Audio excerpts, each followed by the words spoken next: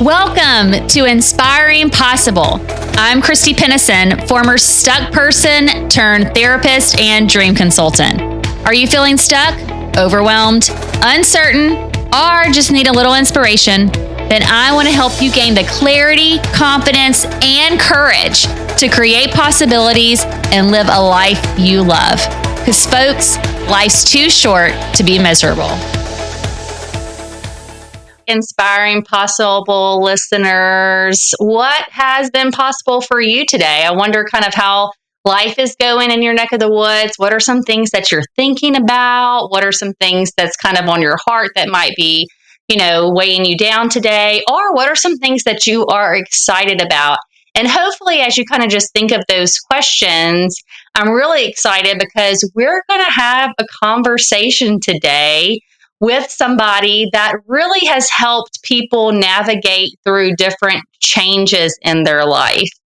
And so if you maybe are in a season of change, or maybe you just got out of a season change, or you want to be in a positive season of change, maybe not that change that is uncomfortable and you don't like, but you're like, I'm ready to do something different. I just don't know what it is. What are some opportunities that might be for me? Hang on today, because I have a very special guest that we're just going to kind of have a conversation about, and hopefully it'll give you some ideas and perspectives of some things that maybe you haven't considered for your life. And so I want to welcome to the podcast, Alison Hall. Welcome, Alison. Thank you so much. Thanks for having me, Christy. I think this is going to be a fun conversation.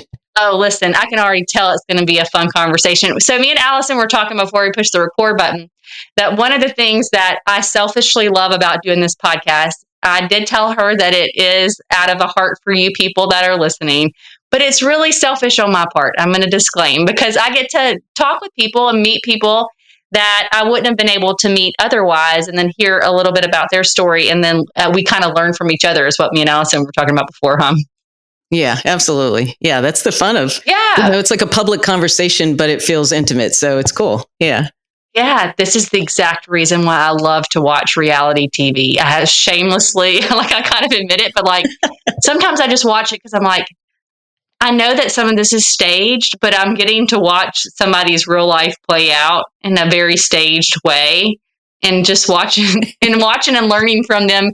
More of what not to do, Alison, but some of oh, okay, they're human too. That's good to know. I'm not alone. Exactly. Yeah, I'm there with you on the reality TV. You're right. It's it's just a little guilty pleasure. Yes. Well, tell me a little bit about you, Alison, and kind of what brought you. I know this is a very loaded question when I'm asking, but what brought you to where you are today?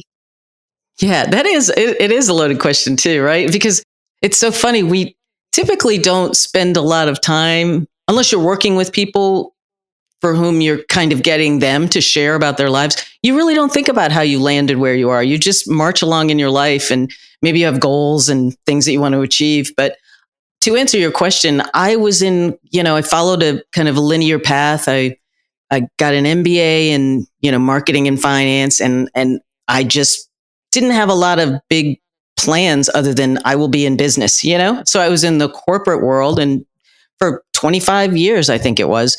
And, I kind of covered all the ground there that I wanted to cover. And I had sort of, I call it rusting out as opposed to, burning out. Okay, I like that. I've never heard that before. Rusting out. I'm getting a little rusty. I need to do something different. Exactly. That's exactly it. I need to do something different. And so, I just took the opportunity to kind of look around and see what my skill sets were. And I knew that what I'd been kind of missing was working one-on-one with people. So many of us really like to have a feeling that you've helped somebody in some kind of way. I mean, whether you're doing it as a volunteer or for your career or whatever. So I tried, and I recommend this to anybody who has the opportunity. I tried a couple of different things after I got out of the corporate world. I had never worked for myself. So, I tried out real estate, which I did well at. It's crazy because I think we all know, well, anyone who knows anybody in real estate, and almost everybody knows somebody in real estate, because there are just so many people, the barrier to entry is really low. So there are tons of people who go into real estate. It's a crazy environment because what so many people see who aren't in real estate are the reality TV shows where people are selling all this high-end stuff. I just got finished watching the selling the OC. It's such a terrible. I am admitting to y'all my guilty pleasure, but I just watched it, and it's like the high end stuff, right? That I'm like looking at these people's houses, and I'm like, Oh yeah. how do you? I just don't even know if I could live in that space because it's so pristine and beautiful and whatever. But anyway, Right. And you just wouldn't want to touch anything. Yeah. But when you think about it, that's like the top 0.05% of what real estate is really about. And what I realized was that while I did well on the business side of things, working with all different types of people who have different kind of, bends in terms of how they want to look for a home, so many looky-loos, Yeah. just things like that. It just wasn't my cup of tea. I wanted to have a lot more control over my time. It wasn't for me. yeah, I'm glad you brought up this point too, because I have a really dear friend of mine who has been my realtor for several years, and she's amazing. But I love what you just pointed out. You realized it wasn't for you, and one of the reasons I think was because the time variable. That's what I don't think people realize about real estate. And those that do it, they love it, but it's like you don't have like a time where you can just turn it off. Yeah, it's a 24/7 thing. You're always thinking about what somebody else needs. Again, I was coming out of a long-term career, so economically I was in good shape, But so many people go into it almost as a last ditch effort or a last resort, and that is not the industry to go into because it requires that you put in, you're working for yourself. It's the long game thing. Yeah, and you have to invest in yourself because nobody else is going to. And if somebody else is investing in you, it's because you're on their team and they're taking part of your money. That's a whole nother path of things. But, so whenever people think, well. So you learned that not for you ultimately. I tried it. No. I'm also a CPA. Like I said, I have a financial background. So I thought, let's really try to use some of the skills that I already have. So I got involved in tax planning. And it ended up that a lot of the clients that were referred to me were women because of, my networking with people and organizations that I'd been in. And it just happened to work out. Well, long story short, as I was working with women on, tax planning, and there were men as well, but you'll know that ultimately I ended up working predominantly with women. But what so many of them were affected with were large transitions in their lives, right? And the reason they came to me as a CPA, as a tax planner, was because something had shifted economically. And very often it was a result of divorce, which can be good. It can be not so good economically because sometimes you end up with a windfall of money and maybe you haven't been the person who was, handling the money historically.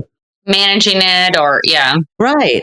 And then taxes come in or things like that, or somebody who's been downsized or somebody who started a new business. So I ended up working with people who were in transitional shifts. And as you well know, I mean, you're a therapist, when you start working with somebody about one thing, it seems pretty concrete, but almost everything involves emotion and how are we going to get through this? It's not just about the numbers on the page or a spreadsheet or something like that. Or the behavior that you're trying to do or the outcome you're trying to reach. Yeah. Exactly. Yeah. So that's how I got in, swinging it up to now. That's how I got into kind of more coaching. And I still do a lot on the back end, helping women financially. But it's in a whole different light in terms of helping people find their way to whatever their next big thing is. Yeah, well, and you know what? Finances are a big part of this. I know, as you well know, and I have to give a shout out because I can think about the person that helps me a lot with financial numbers and looking at stuff. Like before I entered into being an entrepreneur, right? Like I knew enough to manage my pennies, and I was always able to live how I needed to get through whatever transition it was. I've always said I can deal with a lot and I can deal with a little. I can make it through and rub two little pennies and make it a nickel. You know what I mean? So I've always been able to get through that, but I didn't realize how much knowledge you really have to gain. And I'm continuing to gain. I probably have barely scratched the surface in understanding finances and numbers. And a lot of people have a lot of, whether it be guilt or shame or a lot of feelings when it's time to talk about money or numbers. Or like you said, if you're in a position where you've never had to really look at these numbers before, and now you're having to know what they're about, whether you're female or male, either one. And then also just trying to figure out where I want to go from here based off of this life transition because I thought that there was this certain path I was on, and now I realize my path is shifting. Absolutely. Yeah. Mm-hmm. What have you found as the biggest barrier with some of the people that you work with to shift?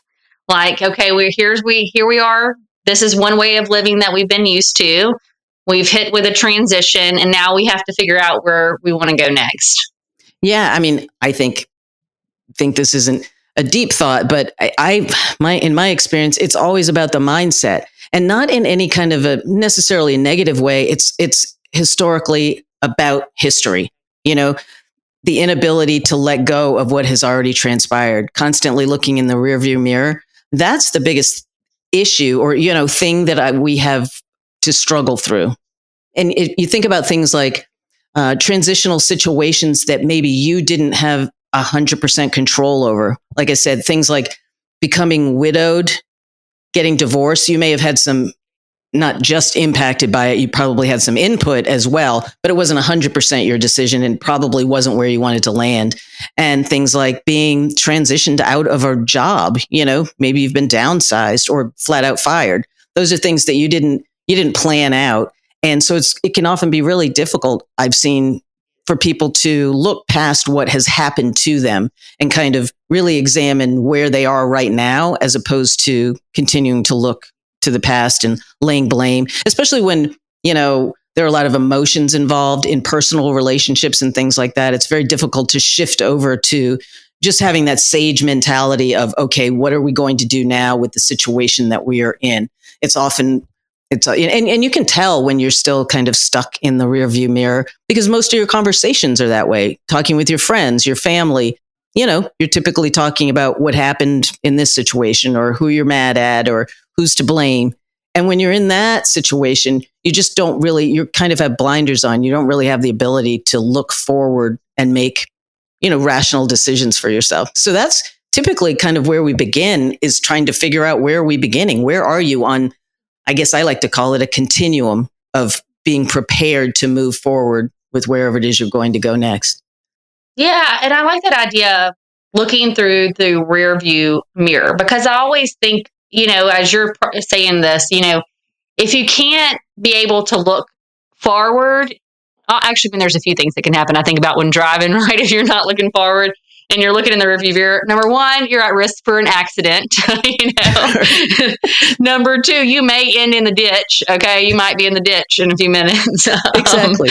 You may not get anywhere because you're going to probably have to pull over to make sure that you're not getting in the ditch or getting in an accident, so that you can continue to look backwards. So I'm just thinking this from a visual perspective. Imagine me driving down the road, being stuck, looking at the rearview mirror is a hard thing to help you move forward. And like you said, because so many emotions are involved, and you almost have to let yourself go through the cycle of emotions, it's hard to get from that mentality. As you were talking about this, I wrote down, it's hard to get from that mentality to life is happening to me versus life is happening for me. Absolutely. And we want to get to the second part, right? That I don't understand why this transition is happening to me.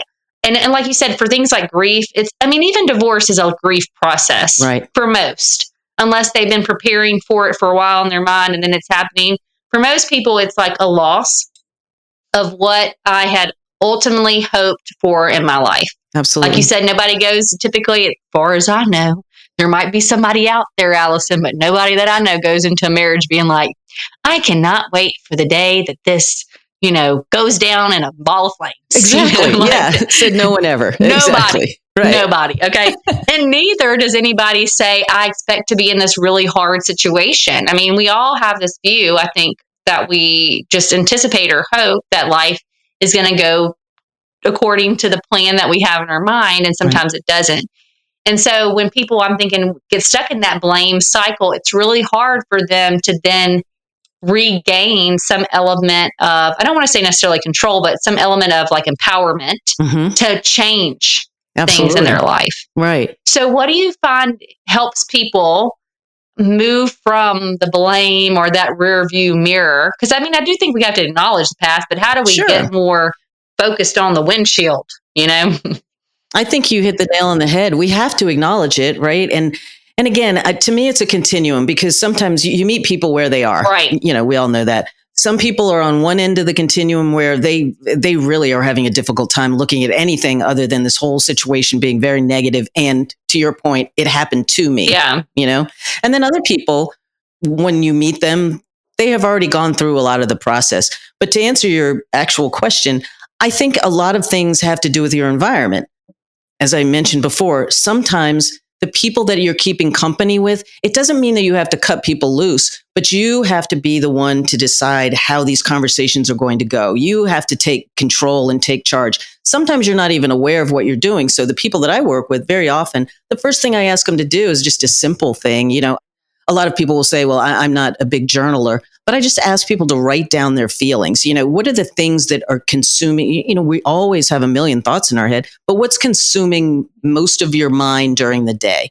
And very often people are surprising themselves a little bit. Like, we're not surprised as the external person because you can hear what they're talking about. But very often we're not actually listening to ourselves, right? There's just a we're constant, not. constant commentary going on. I may not have a job if that was the case, but and I honestly would be a lot better if I could actually listen to myself a little bit better. You know what I mean?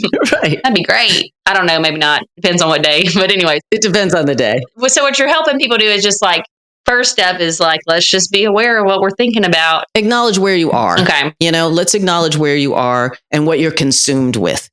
And once you're able to do that, it doesn't mean that everything's going to get better, but you can kind of see how you're guiding conversations. And maybe it's with your mom. Your mom, let's say you're getting divorced, but that's just an easy one to use. And your mom is on your side. She loves you to death. And so she's hammering this guy to, she's on your team. That's great. You want the support, but having those conversations constantly, that's keeping you in the past. We're just going over old things constantly. You have to be the one to take control. Once you realize that that's what's happening, then you change some of these conversations, or you say to people, I'm trying to have a little bit more positive attitude. I'm trying to look more toward the future. It doesn't have to be complicated. Most people who really care about you will follow you. They'll take your lead. They have no real interest in trying to keep you in the past if they care about you, right? They want you to be going where you're going, and it's going to be a positive, great place. So first things first, try to redirect, reframe your thought processes around what has happened. And we don't immediately get to the point at which we realize that most things that happen have some opportunity to be a gift in some kind of way. But you have to be able to kind of look at it sagely in order to see what gifts are available. And, a perfect example would be in a divorce situation. Very often, if you've been married for any period of time, a lot of times your spouse becomes your number one person, rightfully so, right? But maybe you've given up a lot of things, or maybe you've put aside some passions that you had in the past, or some plans that you maybe had when you were younger. It doesn't mean that that's ultimately going to make you look at this situation as the best thing that's ever happened. But there are little gift nuggets in there that you can grab a hold of and start acting on. And to that point, it may be, I don't know, maybe when you were younger, before you got married, you were an avid golfer. But because your spouse wasn't interested in that, you became interested in other things. Take that one little nugget of joy that you used to have and maybe, rediscover some things. Because a lot of it is about rediscovering and discovering who you can be going forward in any kind of, transitional situation. Because you are different than you were before whatever happened. 10 years ago, you were different than you are now. And sometimes looking back to see who that person was can give you an indication of some of the things that you left by the wayside that it might be interesting to pursue now. Well, and I can even think about some of my friends, right, that they have went through life transitions in our journey together through our friendship, right? And it is interesting to see them go through the range of emotions. And I am thinking specifically more around the divorce, kind of like what we're talking about right now, but like to go through the different emotions. But then after they're able to move through that along that continuum, they start to then rediscover some of who they are and maybe if there was anything that was lost of them in the process, or if there's new things that they want to move towards. But one thing that I want to go back to from what I heard you say that I actually wrote down was this boundarying of conversations or creating an environment that can support you through this transition. And like you said, Absolutely. there are the people that love us that are in our corners. Hopefully, I mean, if you're fortunate. If not, you got to go find the people and make them your people, right? Like you can build your village, even if you don't got a ready-made one. Right. But sometimes even the best villages, well intended, can be destructive. And I hate to say it, they're not going into being like, I want to help you, like make your mental health worse during the situation, or I want to, but they're processing their loss, especially if I'm thinking about this change of relationship status, and they're processing maybe loss of another part of their family, right? That they integrate into their family. And so I'm thinking about this boundary conversation because I've had this recently happen in my own life where I had a person, a friend, and they started just telling me, like, I don't want to talk about that anymore. Right? When they were venting about something, me being the nice, helpful person I am, well, most days, I'm not nice every day, but most days I try to be. I would listen to them and I would say, oh man, that must be really frustrating. I would like help listen to what was going on, validate their feelings, help them reframe it. But at some point along the conversation, for them, talking about it anymore was starting to even elevate it more, elevate the feelings, elevate things. They didn't want to talk about it anymore. And so they just simply said, I don't want to talk about this anymore. And which is great.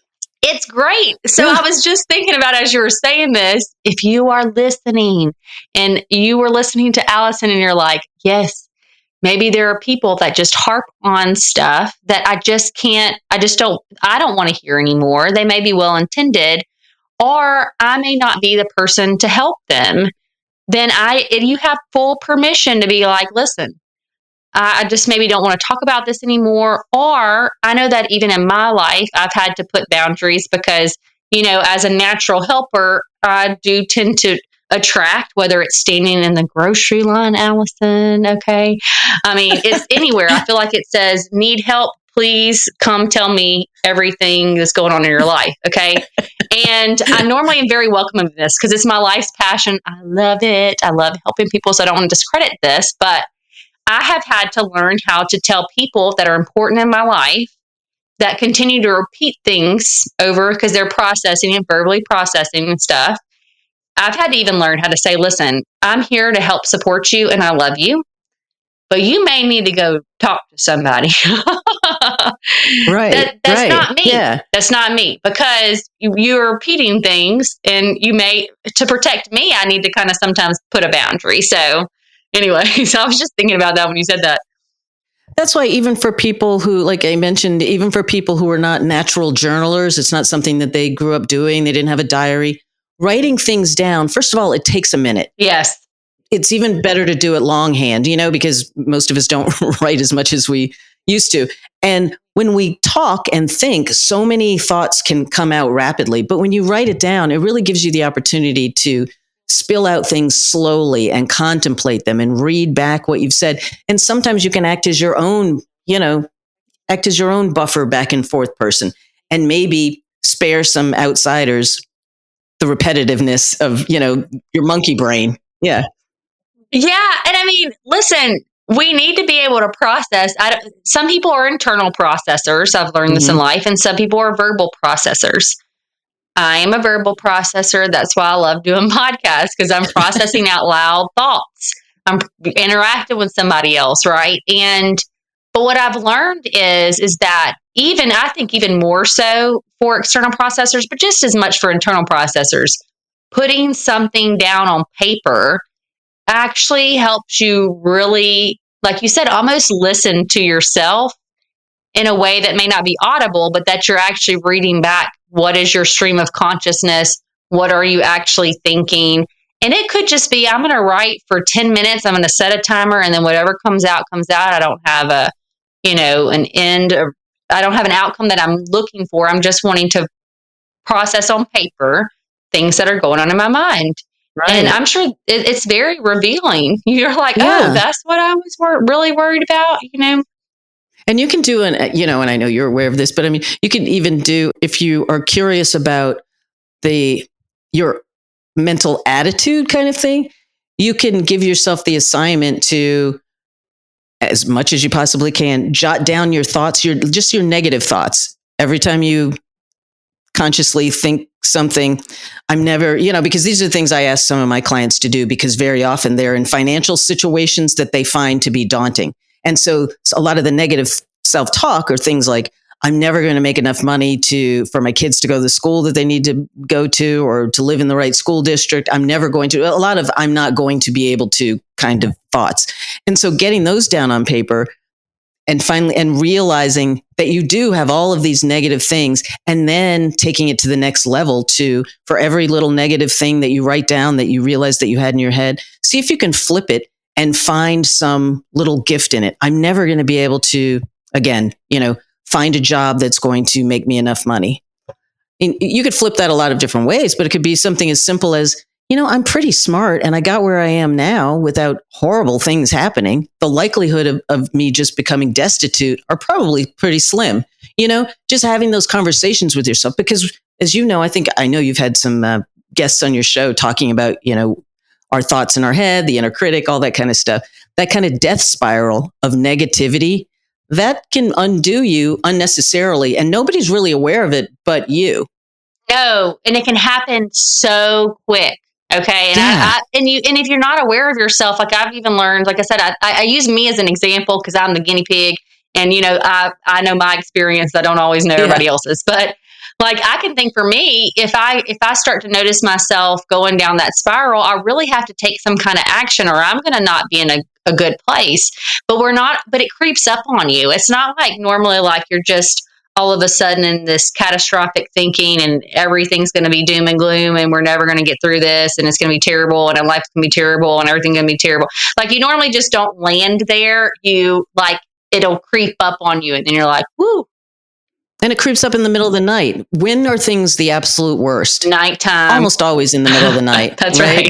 When you're on your own, even if other people are around, you feel alone. When you're tired. Yeah. And everything's going, to heck in a handbasket. And that's a great time if you can't sleep, because you're having, again, those death spiral thoughts, that's a great time to just sit up, turn on a little light, sit up and start writing some of the things that are in your head. Because even if you can't find the positivity right then, when you read it in the morning, you can at least give yourself a little giggle like, wow, that was dark, and things aren't really that bad, are they? No, they're not. Was that really what I was thinking? And listen, and that's why if you can't get to sleep, write it down like she's saying, do something. And then try to get yourself back to sleep. But it is letting go of some of those thoughts. And then when you get a sleep, if you can get some sleep some way, somehow, the next morning, you're probably going to have a way different perspective than you had the night before. So I know for me, sometimes, I know not everybody is like, this is an opportunity for everybody because some people really do struggle with sleep. I can normally sleep pretty well unless I'm like super, super, super, super duper anxious. But sometimes just going to sleep and waking up the next morning, you're like, oh, thank goodness that's passed. Like I'm no longer in that absolutely train of thought. Yeah. And I like to believe that our sensible part of our mind is working in the background while you're sleeping, while you're getting some rest and recharging. Your mind's kind of working on tiny little solutions to help you feel better. Mm-hmm. And, because very often in the morning you do have big ideas, even if you're not going through a big transition. I know for work purposes, I'll wake up in the morning and that's when I have some of my biggest ideas. You're like, oh yeah, that's a great idea. And I just like to think that we're, our minds are just twirling away as we sleep. Yeah. So anyway, that's a good concept though, because I know I'm not a sleep expert or a dream expert, but nor am I. But I was listening to a podcast because, of course, I'm a podcaster. We got to listen to podcasts. I was listening to a podcast episode that was actually, I think he was like a neuroscientist that was being interviewed, and he was actually talking about the power of our dreams. He recently wrote a book. I can't tell you what it is, can't tell you who he is, but he was talking about the power of our dreams. And he was talking about that, for beginning of time, people have had these dreams and things are working through as we're sleeping. And so sometimes I think that writing and also that flipping that you were talking about, flipping it to like a little bit more balanced thought or more truth than what our brain is trying to tell us, can also help provide your unconscious mind some tools to work with while you're sleeping and recharging to hopefully get you to that better thought process in the morning. You never know, folks. Right. I don't know how it all works when we sleep, but might as well go ahead and try to give yourself a little bit of a leg up or some, some more tools to help the brain than to try to defeat Exactly. it. Yeah. Yeah. Yeah. Well, look, I have a question because me and you talked about this, and I'm just I'm curious. I do know that some people listening, they're like, okay, well, yeah, I'm going through a transition. I want to do something different. Or maybe it's that I'm rusting out. I love how you said that, of my current, career, or something that I've put a lot of time, energy into. And maybe it's time for me to stop looking in the rearview mirror. I want to let go, and I want to figure out what opportunities exist for me.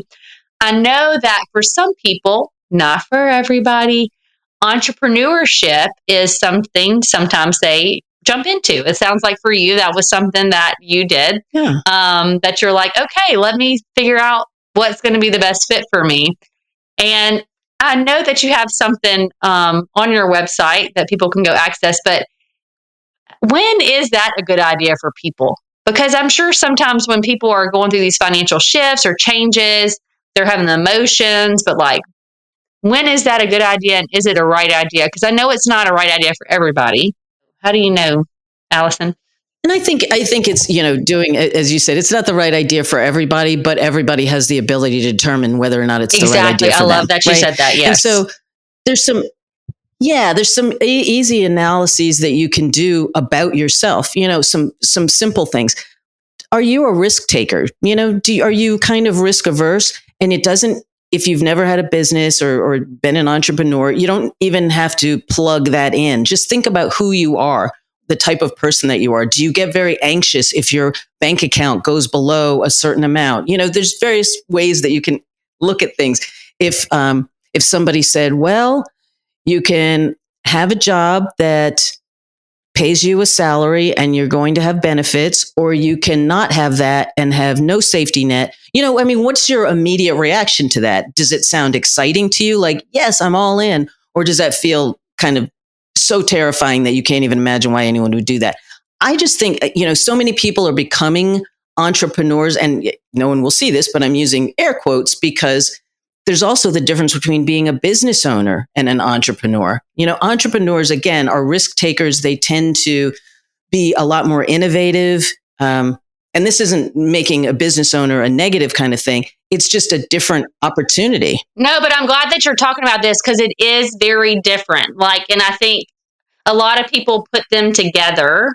You know what I'm saying? And really, while we're having this conversation, is if this is something you're thinking about, I thought it would be intriguing to kind of just say, what are some questions, if I've thought about this, that may let me know that, yes, this is a good path for me. No, this is not a good path for me. Should I try it? But I'm loving how you're differentiating between like owning a business, which they can go simultaneously. Like an entrepreneurial can be a business owner, but not all the time is a business owner an entrepreneur. Would you agree with that? Absolutely. Absolutely. Let me give you a great example, or two great examples. Maybe you're an artisan of some kind, and not all, and it's easy because we always think of entrepreneurs as maybe being kind of creative, but you can be creative without necessarily having art skills. But let's just use two examples. Let's say you're an artisan of some kind. You enjoy making jewelry. You have historically worked in corporate world, but you want to go forth and conquer. And in your head, you're not just thinking that you want to sell bracelets. You're thinking you want to have a dynasty. I think that ultimately I could sell these things and those things, and I have a bunch of people working for me. And, you have a big kind of crafted a big idea of where you want to go. You're probably more falling into the entrepreneurial category because you probably have a willingness to, you've saved up some money. You have a willingness to put that at risk in order to see your dream through. On the far, opposite side might be somebody who is, by trade, a CPA, and maybe you have worked for other companies historically, but you've decided, I'm going to launch out on my own. You could be an entrepreneur, depending on your mindset about what you want to do, but you could very easily be a business owner. You are going to do taxes for people, maybe some tax planning, and this is you, and you maybe have some employees, but your goal is to be sustainable. Your goal is to make steady income. You are a business owner. That's what you want to do. An entrepreneur has a tendency to have, again, be innovative, creative, willing to try new and different things. A business owner, and not to make them sound boring, it's not. It's just a completely different mindset. So you kind of have to examine yourself and see, well, what kind of person am I, again, with the risk? And as with all things that are not, you're not employed by somebody else, you really have to look at your finances. And very often I'm always stunned at the people's lack of actually looking to see if they can afford to do either of these things, Alison, let's press the pause button and let's talk about this right here, because I tell you, okay, I really honestly, and it's not for anything, like you said, I love how you said it's kind of evaluating who you are and what your core needs are to make decisions about what path you should take. And I mean, this podcast is called Inspiring Possible. And like you referenced, I think anything is possible for anybody.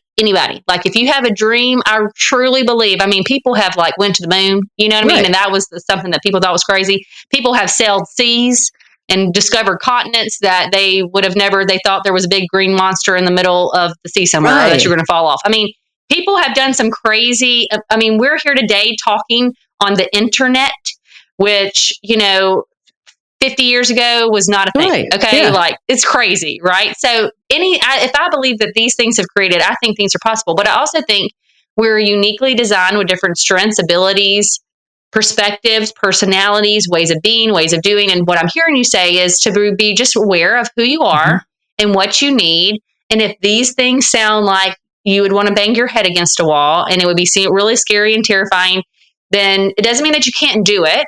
But it's know thyself and then figure out what you need to do first to test and see if that would be something for you. Exactly. And nothing is linear, right? There's so many different opportunities because maybe standalone, you don't have the tolerance for it. But maybe if you have a partner or a couple of partners, maybe then that makes it a little more palatable for you, something that you can tolerate and get involved with.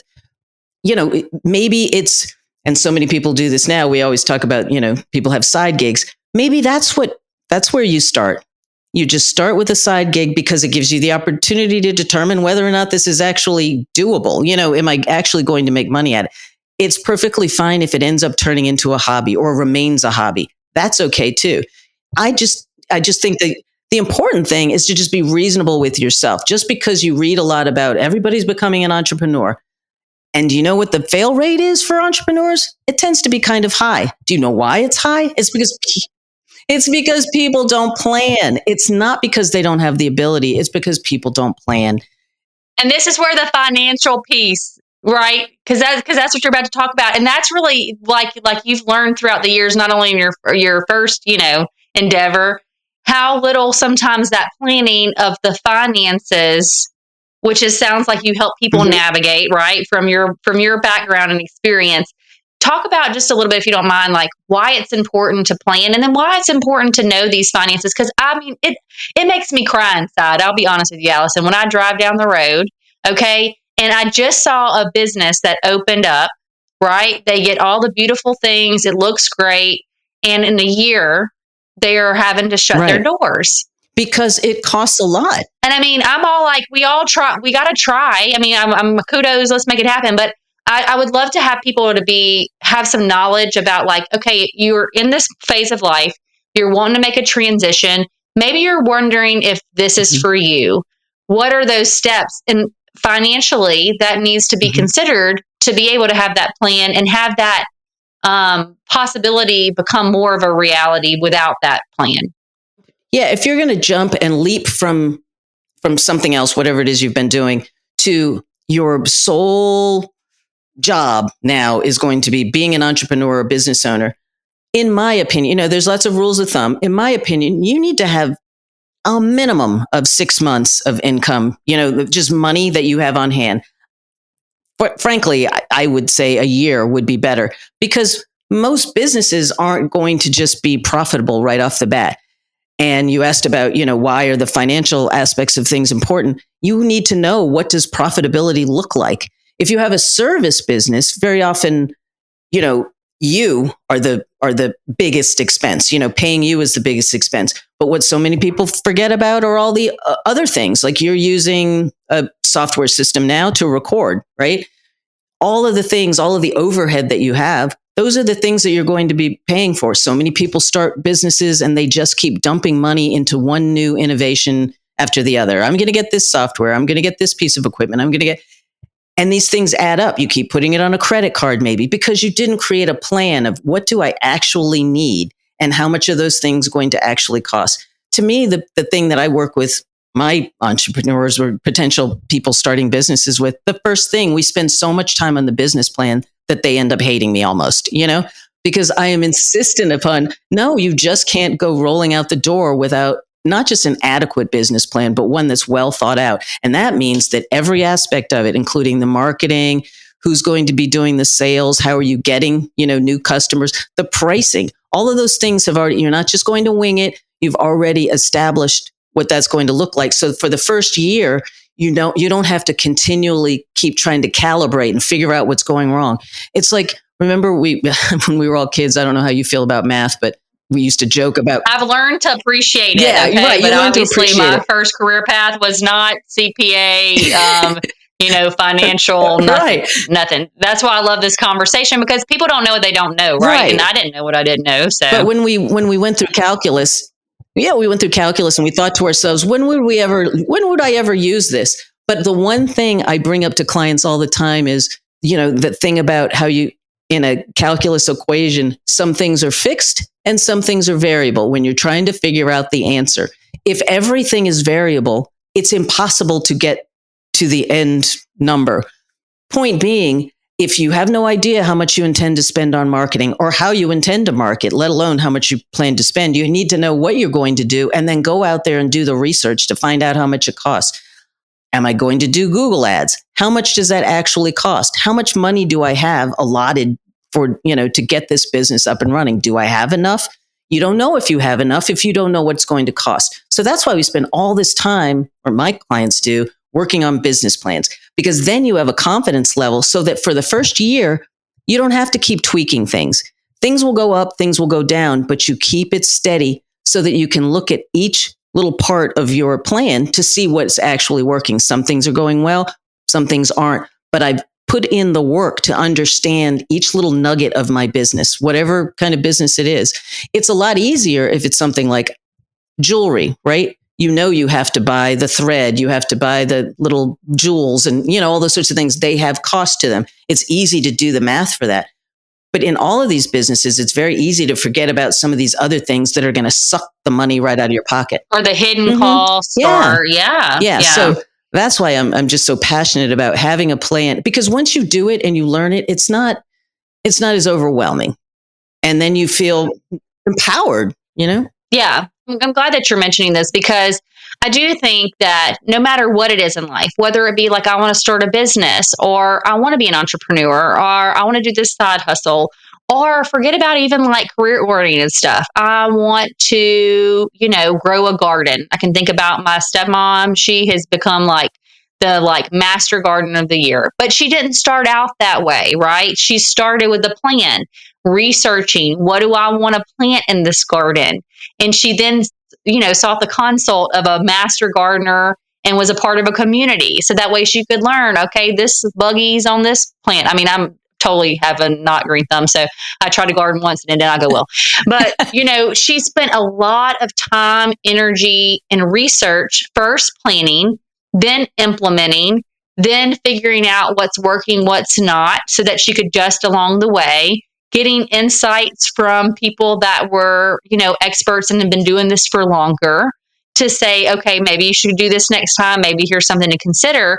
But she didn't just start out and be like, I'm going to go to the vegetable seed aisle at the local Lowe's or Home Depot. I'm just going to pick a few things and throw it in the ground and say a prayer.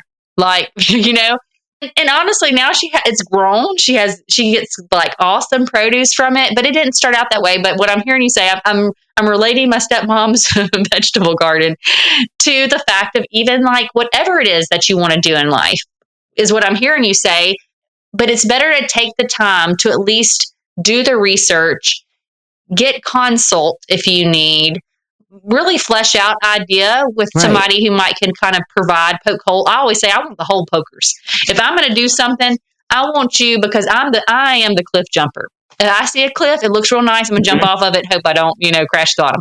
But I value people that help ground me a little bit, that have those strengths and abilities that are like, you didn't see this, you didn't see that. What about a plan for this? Because then you're at least not just jumping off a cliff without like a safety net at the bottom, or not surveying that there were rocks at the bottom.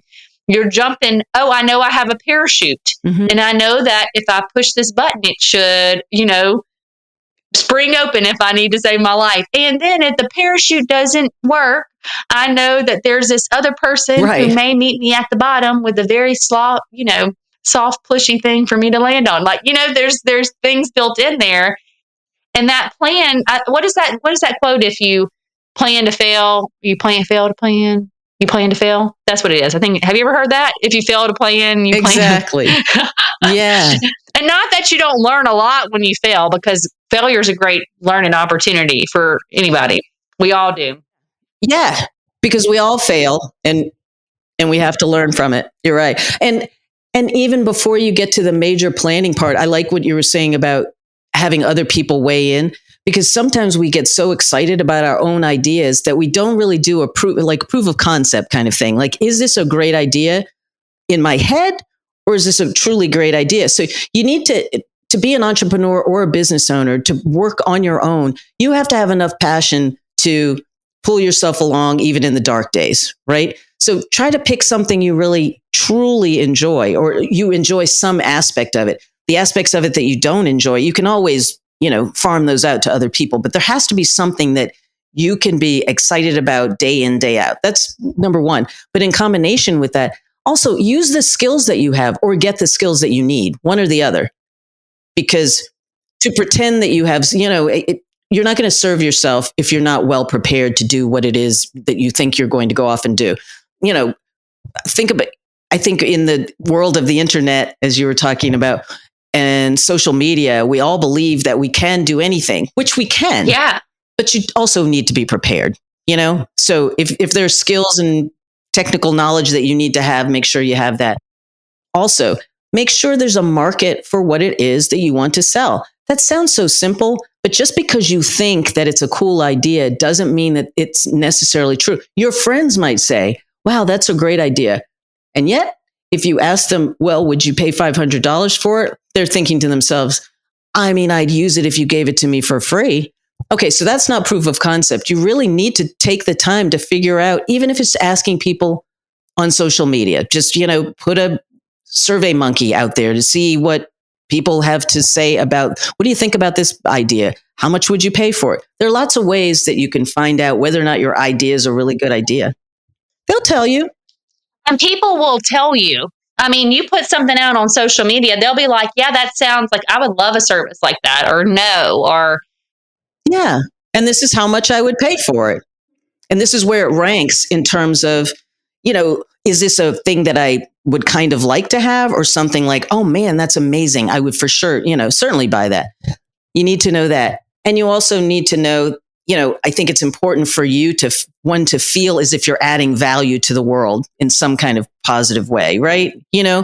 Because it's not sustaining if you don't feel that you're adding some kind of value, Right. If you don't find some meaning or purpose in it, I think it's going to be hard to go the distance. Because like you said, even for the doing this, there's a continuum, right? Like we were talking about the continuum of life earlier. Like if you're trying to go for this big idea, there's a continuum for that too.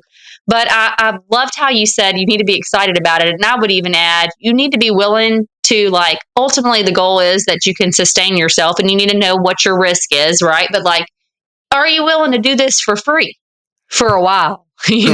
That's because you will. That's a question, because you will. And then even if you get further along the journey, there may be a time where you have to sacrifice this to grow to even to the next place, if that's what you're doing. So, you really have to be passionate about it, and you have to do the energy test, and you have to be saying like, well, is this so energizing for me that I think I could do this for a while? Right. It doesn't mean that you can't always change your mind if you rust out. I keep on using that word because I love it. If you rust out of something, you can always change your mind. That is the one good thing about living and free will and choice. If you are that lucky to live in a place where you can do that.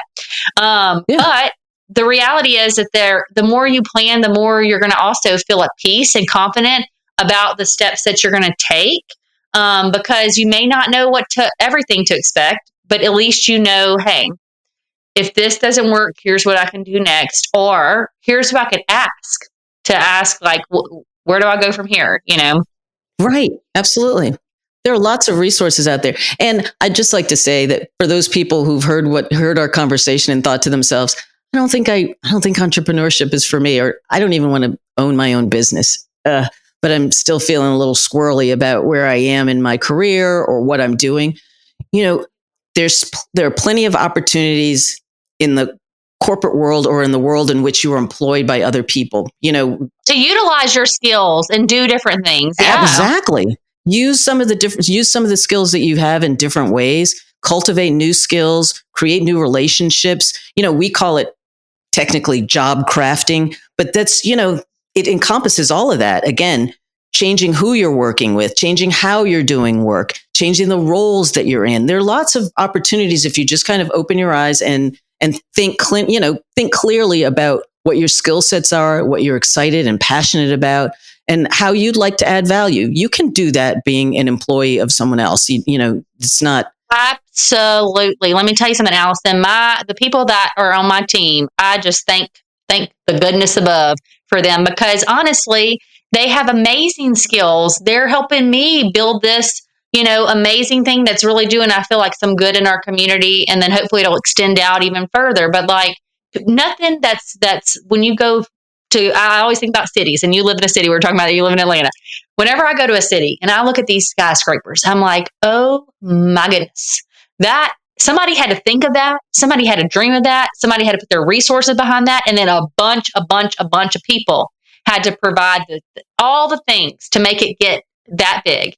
And so whenever I look at those, it's always a reminder that, like, no matter where you're at in life, nothing awesome, incredible, that makes an impact is done by one person. It just does not happen.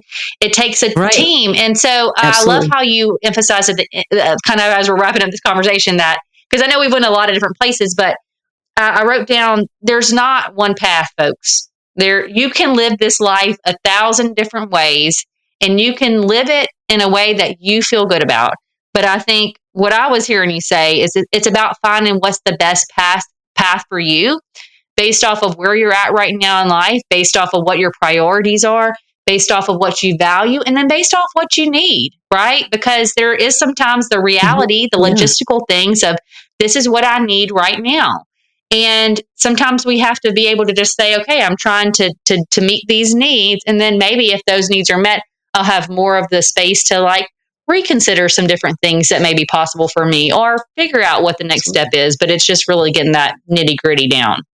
Absolutely. It's just about, like you just said, just being honest with yourself about what you need and when you need it, but also checking in periodically, frequently, because like you said, things change, your priorities change, your needs change, and your interests change. So yeah, we can live this one life so many different ways in the span that we're here. So why not take advantage of it? That's right. Well, good. Well, Alison, I got a question for you. If people are like, man, this conversation's been so good, I've been thinking of some things for myself, or like you said, if you're a person that's like paralyzed by, like, I don't even know what they're talking about, I just checked out about 20 minutes ago, but I'm still listening somehow, that's okay. But like, if people want to come find out more about you, Alison, or maybe even want to get your services and kind of work with you, how can they find you? Yeah. If you just want to have a conversation with me, I actually answer my emails at Alison with one L at theboldestme.com. The Boldest Me is kind of where we do a lot of group things. I have a business partner there who's a clinical psychologist. So we do a lot of mind work, but also a lot of career stuff. I love the power of a good group, man. Groups are transformative. Oh, gosh. Yeah, absolutely. And then if you're particularly interested in divorce, Mind Money Divorce, you can catch me there, and I'm happy to answer questions. You can check out our website. And if you happen to have a young girl, it could be a boy too, but it's called The Girl's Guide to Entrepreneurship. So it's a book that I wrote. It has a workbook too. So there's all these exercises in there.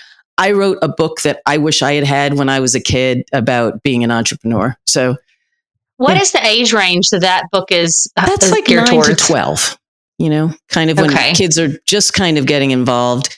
It could go a little bit higher for the activities because there's some cool actual businesses you can start. But we also have the Boldest Me Kids, which I created. It's the Boldest Me Kids website, which I created to kind of go along with the book. And it's all things entrepreneurship. There are hundreds of different business ideas, business plans, all kinds of things that you can learn and things like that. So that's just for kids. Awesome. That's my little side passion project. I have a teenage daughter, okay? And I don't know, because she's a creative, right? And I don't know if she would kind of watch me do some things. Because, till about 5 years ago, I really wasn't on an entrepreneurial path. But she has a legit side business over here that she does now. And listen, she makes more money than I did whenever I was 20s. I'm like, oh my gosh, it's amazing. The kids are killing it. I'm telling you, she turned her passion into something that then also allowed her to make income. That way she can get the things that she wants. So it's kind of cool to see. But anyway, side note there. Well, listen, I do ask Alison a question to people just as we're wrapping up. But if there was a piece of advice that you would give to yourself on that continuum, maybe since we'll end with the car analogy, since we started with the calendar, maybe it was 500 miles ago, or maybe it was 2,000 miles ago. If you on your journey could go back and give yourself a piece of advice, is there anything that you'd really wish that you would have known? And it may have been that book that you made, but what is one thing that you wish you could tell yourself? I wish I hadn't second guessed myself so much. I think I spent a lot of time spinning my wheels because I was so worried about making the wrong decision. And I'm pretty analytical generally. So, I was putting in the time, but second guessing myself, sometimes you maybe being a little bit more like you. I'm not necessarily the one to jump off the cliff. When I do jump, I've got a backpack and wings and I've got, all kinds of things going on. But I wish I hadn't second guessed myself so much. And so I try to do less of that now. I try to be quickly analytical and just make decisions because it's going to go one way or another, Well, yeah. And sometimes that is the first step, is just making a decision, because that making a decision allows you to take action after that decision is made. And I do think that's a whole nother podcast, so we won't go there. But there is sometimes we can spend so much time on trying to make the right decision because we're afraid of making the wrong one that we make no decision. And absolutely. But it's that just committing to say, you know what? Even as we were talking about the planning and stuff, even if it doesn't work, there is something to be said about anybody who decides to make a decision, whether it's hey, I chose this, or this relationship is ending, I'm choosing to leave this relationship, or I'm choosing to do this new thing, or whatever it is, I'm choosing to start a garden.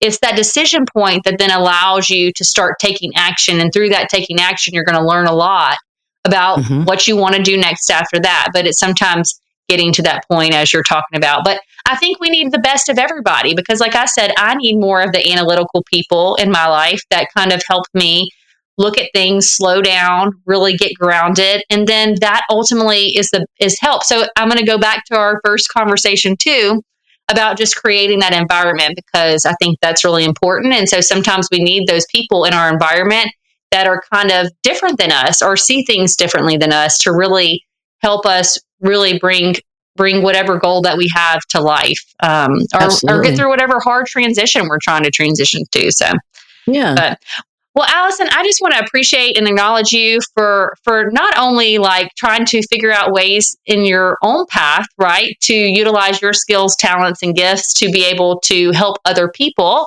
But like you said, I love how you shared a little bit of your story. Even as you rusted out of something, you took that opportunity to say, okay, how can I use this skills that I have that would fit me to the betterment of others? And so thank you for coming and sharing all your insights today. I really appreciate this conversation.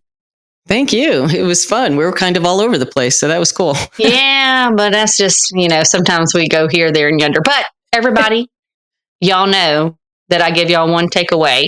And there's a lot of takeaways from here. So maybe re-listen to the episode and take some notes, or read some of the takeaways that we summarized for you on the website. But I do want to tell you this. remember that no matter what transition you're going through right now, if you are going through one, that life is happening for you instead of to you, believe it or not. I know it might be hard to believe. And just one other takeaway that I'm taking is that there's not one path. There's a lot of different paths, but it's okay to explore and figure out what the best path is for you. And just listen, make a decision, take that next step, and you just never know. Possibility may be on the other side. Until next time.